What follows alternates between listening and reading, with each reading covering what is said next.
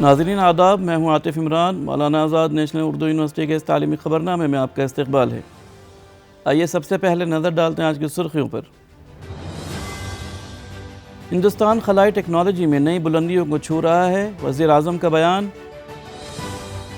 پی H D میں قوانین کے خلاف ورزی پر یو جی سی کی سخت کارروائی، 3 یونیورسٹیوں میں داخلے بند۔ اور اردو یونیورسٹی میں نظم و نسق عامہ کے کردار پر 2 روزہ بین الاقوامی کانفرنس کا انعقاد۔ اور اب خبروں کی تفصیل۔ وزیر اعظم نریندر مودی نے من کی بات پروگرام کے 118ویں ایپیسوڈ میں قوم سے خطاب کرتے ہوئے خلائی شعبے میں ہندوستان کی حالیہ کامیابیوں کی تعریف کی اور سائنسدانوں و اسٹارٹ اپ کی کوششوں کو سراہا۔ خاص طور پر بنگلور کے پکسل کی جانب سے نجی سیٹلائٹ نکشتر فائر فلائی کو لانچ کرنے پر خوشی کا اظہار کیا اور خلا میں پودے اگانے کے اسرو کے تجربات کی تعریف کی۔ وزیر اعظم نے یوم جمہوریہ کی مبارکباد دیتے ہوئے قومی یوم رائے دہندگان کی اہمیت پر زور دیا۔ انہوں نے نیتا جی سبھاش چندر بوس کو خراج تحسین پیش کیا اور نوجوانوں کو ان کی زندگی سے تحریک لینے کی اپیل کی۔ ساتھیوں، بابا صاحب اس بات پر زور دے رہے تھے کہ سنویدھان سبھا ایک ساتھ ایک مت ہو اور مل کر سروہت کے لیے کام کرے۔ یونیورسٹی گرانٹس کمیشن نے پی ایچ ڈی پروگرامز میں بدعنوانی کے الزام میں راجستھان کی 3 یونیورسٹیوں کے خلاف کارروائی کی ہے۔ ان یونیورسٹیوں کو تعلیمی سیشن 2025-26 سے 2029-30 تک پی ایچ ڈی میں داخلوں سے روک دیا گیا ہے۔ یو جی سی کے chairman professor M Jagdish Kumar نے کہا کہ تعلیمی معیار کو برقرار رکھنا یونیورسٹیوں کی بنیادی ذمہ داری ہے۔ قوانین کی خلاف ورزی کرنے والے اداروں کے خلاف سخت کارروائی جاری رہے گی۔ یو جی سی اس وقت مزید 30 یونیورسٹیوں کے ڈیٹا کی جانچ کر رہا ہے۔ پروفیسر جگدیش کمار نے کہا کہ اگر دیگر یونیورسٹیاں بھی پی ایچ ڈی قوانین کی خلاف ورزی کرتے ہوئے پائی گئیں تو ان کے خلاف بھی اسی طرح کی کارروائی کی جائے گی۔ مولانا آزاد نیشنل اردو یونیورسٹی میں شعبہ نظم و نسق عامہ کی جانب سے پائیدار ترقی کے اہداف اور نظم و نسق عامہ کے کردار پر 2 روزہ بین الاقوامی کانفرنس کا انعقاد عمل میں آیا۔ اس موقع پر وشو بھارتی یونیورسٹی کے سابقہ وائس چانسلر اور نظم و نسق عامہ کے معروف اسکالر پروفیسر بدیوت چکربرتی نے کہا کہ ترقی کے تمام اقدامات کا مرکز صرف انسانیت ہونا چاہیے اور قدیم ہندوستانی تہذیب میں انسانیت اور پائیدار ترقی کے آثار مشترکہ طور پر نظر آتے ہیں۔ اتر پردیش کے G S T deputy commissioner Ahmad Yasir نے اس موقع پر کہا کہ پائیدار ترقی کے اہداف کے حصول میں عملی عناصر کی بڑی اہمیت ہے۔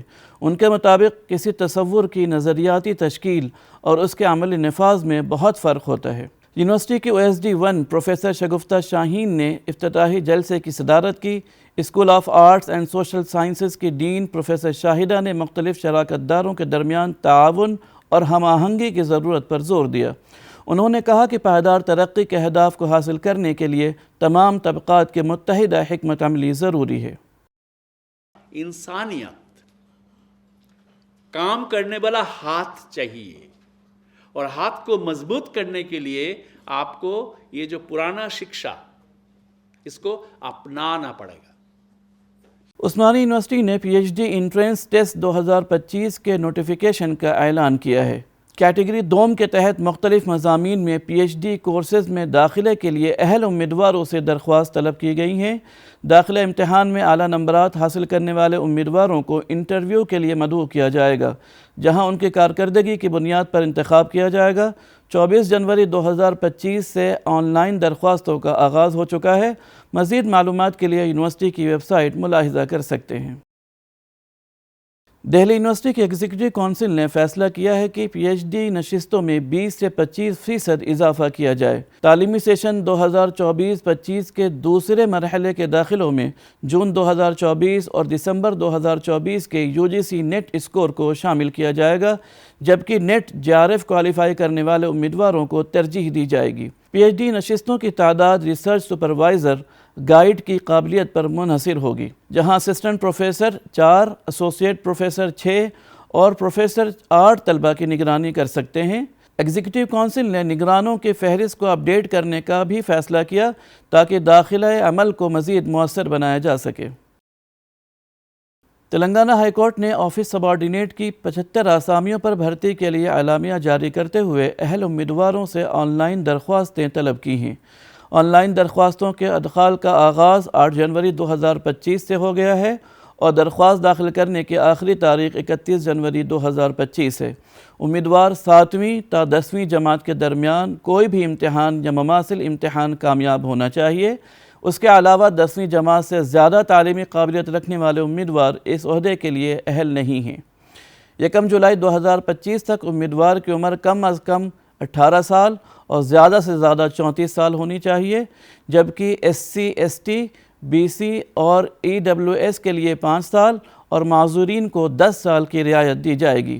مزید تفصیلات کے لیے ویب سائٹ ملاحظہ کر سکتے ہیں۔ آئیے آخر میں پھر ایک بار نظر ڈالتے ہیں آج کی سرخیوں پر۔ ہندوستان خلائی ٹیکنالوجی میں نئی بلندیوں کو چھو رہا ہے، وزیر اعظم کا بیان۔ PhD میں قوانین کی خلاف ورزی پر UGC کی سخت کارروائی، 3 یونیورسٹیوں میں داخلے بند۔ اور اردو یونیورسٹی میں نظم و نسق عامہ کے کردار پر 2 روزہ بین الاقوامی کانفرنس کا انعقاد۔ آج کی خبروں میں فی الحال اتنا ہی۔